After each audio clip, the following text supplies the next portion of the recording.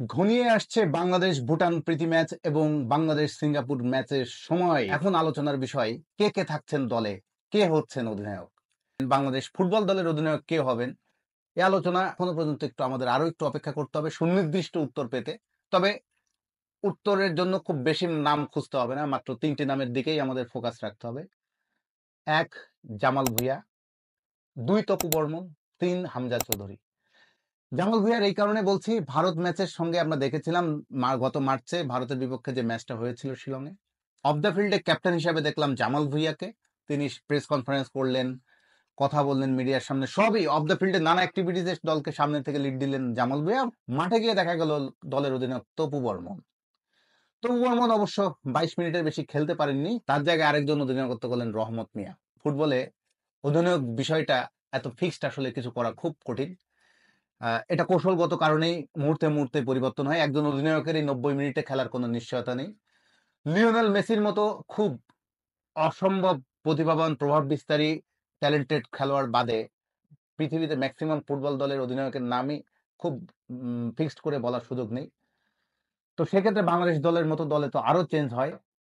তো আমরা ধরে নিচ্ছি এবারও সেই একই অবস্থায় দেখা যাবে, কারণ জামাল ভুঁইয়া অফ দ্য ফিল্ডে ক্যাপ্টেন থাকতে পারেন, বাট মাঠের খেলায় তিনি সুযোগ পাবেন কিনা সে নিশ্চয়তা এখনো দেওয়া যাচ্ছে না। কাবেরারা তাকে খেলাবেন কিনা, তো যে অধিনায়ককে খেলাবেন কিনা সংশয়ে দেখা দেয়, তাকে আমরা ফিক্সড আসলে বলতে পারি না যে তিনি এই ম্যাচে পূর্ণ ক্যাপ্টেন্সি করবেন। অধিনায়কের আর্মব্যান্ডটা তপু বর্মনের হাতে উঠতে পারে, আবার বিকল্প হিসাবে হামজা চৌধুরীকেও ভাবে রাখতে পারে বাফুফে, কারণ হামজা চৌধুরী ভারতের বিপক্ষে ম্যাচটা ছিল প্রথম ম্যাচ।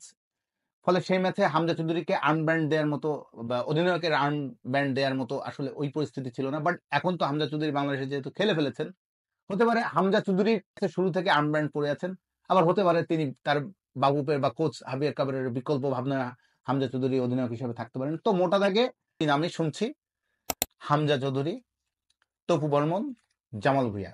গেল ক্যাপ্টেন। এবার কে হবেন ফরওয়ার্ড, কারা থাকছেন ফরওয়ার্ড লাইনে। ভারতের ম্যাচে 2 উইঙ্গার শাহরিয়ার ইমন, মুজিবুর রহমান জনি নিজেদের হারিয়ে খুঁজছেন। আমরা তাদের সদ্য সমাপ্ত যে প্রিমিয়ার লিগ শেষ হয়ে যাচ্ছে, বাংলাদেশ প্রিমিয়ার লিগ, সেখানেও দুজনের খুব ভালো পারফরমেন্স আমরা দেখিনি।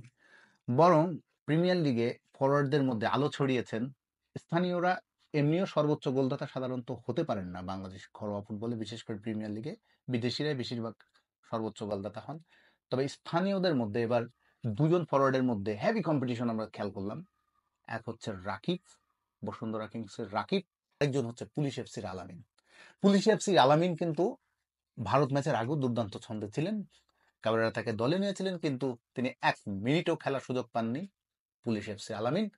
এবং এ নিয়ে অনেক সমালোচনা হয়েছে, আলামিনকে কেন সুযোগ দেওয়া হলো না, দুর্দান্ত ছন্দে থাকা এই খেলোয়াড়কে কেন সুযোগ দেওয়া হলো না, অনেক প্রশ্ন উঠেছিল তখন। আলামিন এখনো ছন্দে আছেন।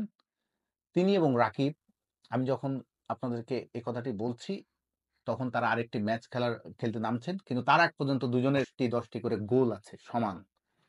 ফলে দুজন ফরওয়ার্ডকেই কাবেরারা দেখতে পারেন। এবার একজন দুর্দান্ত প্রতিভাবান উইঙ্গার যোগ হচ্ছেন ফাহমিদুল ইসলাম, যে ফাহমিদুল ইসলামকে ভারত ম্যাচের আগে বাদ দেওয়া নিয়ে অনেক সমালোচনা হয়েছিল। তো এবার ফরওয়ার্ডটা মোটামুটি ছন্দে থাকা রাকিব, আলামিন এবং ফাহমিদুল ইসলাম, এই সমন্বয় নিয়ে যদি নামতে পারেন কাবেরারা, তাহলে তো অসাধারণই হবে। বাংলাদেশের এই মুহূর্তে যে মিডফিল্ডটা দাঁড়িয়েছে দক্ষিণ এশিয়ারই সেরা, এবং ভবিষ্যতে এশিয়ার সেরা বলাও ভুল হবে না যদি সব ঠিকঠাক থাকে। হামজা চৌধুরী, সমিত সোম, কিউবা মিশেলকে আমরা পাবো কিনা জানি না জুনের সিঙ্গাপুর ম্যাচের আগে, তবুও ধরে নিই হামজা এবং সমিত দুজন তো নিশ্চিত। তারা জুনের ভুটানের ম্যাচের আগেই ঢাকায় চলে আসছে। ভুটানের ম্যাচটা হয়তো সমিত খেলতে পারবেন না, কিন্তু সিঙ্গাপুরের ম্যাচের বিপক্ষে তো আমরা দুজনকে ধরে রাখছি। তো মিডফিল্ডে অসাধারণ হতে যাচ্ছে। বাংলাদেশের মিডফিল্ড নিয়ে খুব বেশি ভাবার কিছু নেই, বরং মিডফিল্ডে আশাবাদী করছে বাংলাদেশ ফুটবলকে। এবার রক্ষণ সামলাবে কারা, প্রতিপক্ষকে আটকাতে হলে রক্ষণটা তো হতে হবে জমজমাট। তপু বর্মন, তারিক কাজী, পরীক্ষিত সৈনিকরা তো আছেনই। তপু বর্মন, তারিক কাজীর মতো পরীক্ষিত সৈনিকেরা তো আছেনই। এর সঙ্গে চমক দেখাতে পারেন মেহেদী হাসান মিঠু। এবার মোহামেডানের হয়ে দারুণ করেছেন এই ডিফেন্ডারটা। তার সবচেয়ে বড় গুণ হেডে গোল দেওয়ার দক্ষতা। ভারত ম্যাচে চমক হয়ে এসেছিলেন শাকিল আহমেদ তপু, এবার তিনি মোহামেডানের হয়েও দারুণ খেলেছেন। তবুকে কাবরেরার উপেক্ষা করা খুব টাফ, তাকে রাখতেই হবে। প্রিমিয়ার লিগে শৃঙ্খলা ভঙ্গের দায়ে নিষিদ্ধ হয়েছেন রক্ষণের এক বাংলাদেশের গুরুত্বপূর্ণ ভরসা সাদউদ্দিন। ভালো বিকল্প হতে পারেন টিমে তারই ভাই তাজউদ্দিন। রহমতগঞ্জের হয়ে এই রাইট ব্যাক তিনি কিন্তু 6টা অ্যাসিস্ট করেছেন। তিনিও হয়ে যেতে পারেন বাংলাদেশের রক্ষণের অন্যতম ভরসা। রহমতগঞ্জের রাইট ব্যাক ঈসা ফয়সালকেও বিবেচনা রাখতে হবে। গোলকিপার তিনি অতন্ত্র প্রহরী হিসেবে থাকবেন গোলবারের নিচে। মিতুল মার্মা এখন অবভিয়াস চয়েস কাবরেরার কাছে। ভারত ম্যাচের পরেও তিনি প্রিমিয়ার লিগেও ভালো করেছেন। প্রিমিয়ার লিগের 7 ম্যাচের মধ্যে 3টিতে ক্লিন শিট রেখেছেন। মিতুল মার্মার একজন যোগ্য প্রতিদ্বন্দ্বী হয়ে উঠতে পারেন মোহামেডানের গোলকিপার সুজন হোসেন। আর বসুন্ধরা কিংসের শ্রাবণ তো আছেনই। বাংলাদেশ এবার স্বপ্ন দেখছে এশিয়ান কাপ খেলার। বাংলাদেশ একবারই এশিয়ান কাপ খেলার সুযোগ পেয়েছে, সেটিও 45 বছর আগে।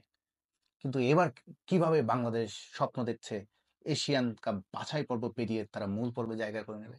এর একটি কারণ, বাংলাদেশের যে বর্তমান ফুটবলকে নিয়ে নতুন করে একটা জাগরণ, নবজাগরণ, নতুন এক আশা তৈরি হয়েছে। হামজা চৌধুরী, সমীর শম, ফাহমুদুল ইসলামদের মতো খুবই ভালো মানের ফুটবলার যুক্ত হওয়াতে একই সঙ্গে স্থানীয় ফুটবলারদের মধ্যেও একটা পরিবর্তন লক্ষ্য করা যাচ্ছে। তাদেরও গুণ মানে তারাও নিজেদের পরিবর্তন করছেন, নিজেদেরকে আরেকটি ধাপে নেওয়ার চেষ্টা করছেন। আর ফুটবলের লজিক থেকে যদি বলি, বাংলাদেশ যে গ্রুপে পড়েছে সেই গ্রুপে এখন সবারই সাম্য অবস্থা চলছে, পয়েন্টে সাম্য অবস্থা সবারই। কেউ কোনো দলই 4টি দলই এখনো কোনো গোলের দেখা পায়নি। বাংলাদেশ, ইন্ডিয়া, হংকং, সিঙ্গাপুর সবাই সমান পয়েন্ট।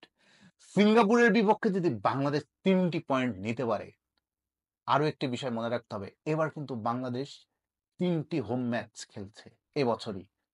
বাংলাদেশ সিঙ্গাপুরের বিপক্ষে যেমন 10 জন খেলবে, অক্টোবরে হংকং এর বিপক্ষে বাংলাদেশ ঘরের মাঠে খেলছে, নভেম্বরে ভারত বাংলাদেশে আসবে। 3টি ম্যাচ থেকেই কিন্তু সর্বোচ্চ পয়েন্ট অর্জন করার বাংলাদেশের এক সুবর্ণ সুযোগ। এরই সঙ্গে যোগ হচ্ছে বাংলাদেশের খুবই ভালো মানের কিছু ফুটবলার। বাংলাদেশের হোম অ্যাটমসফিয়ারে, হোম এনভায়রনমেন্টে, হোম ক্রাউডদের নিয়ে, নিজেদের দর্শকদের সামনে দ্বাদশ খেলোয়াড় সঙ্গে নিয়ে বাংলাদেশ কি কেন পারবে না পূর্ণ পয়েন্ট নিয়ে? এখন চাই কোচের সঠিক প্ল্যান, সঠিক কৌশল এবং মাঠে খেলোয়াড়দের সেটি বাস্তবায়ন। আমরা কোনো অযাচিত বিতর্ক সমালোচনা চাই না এই ম্যাচগুলো ঘিরে। বাংলাদেশ নির্বিঘ্নে আত্মবিশ্বাসী হয়ে তাদের সেরাটা দিক মাঠে।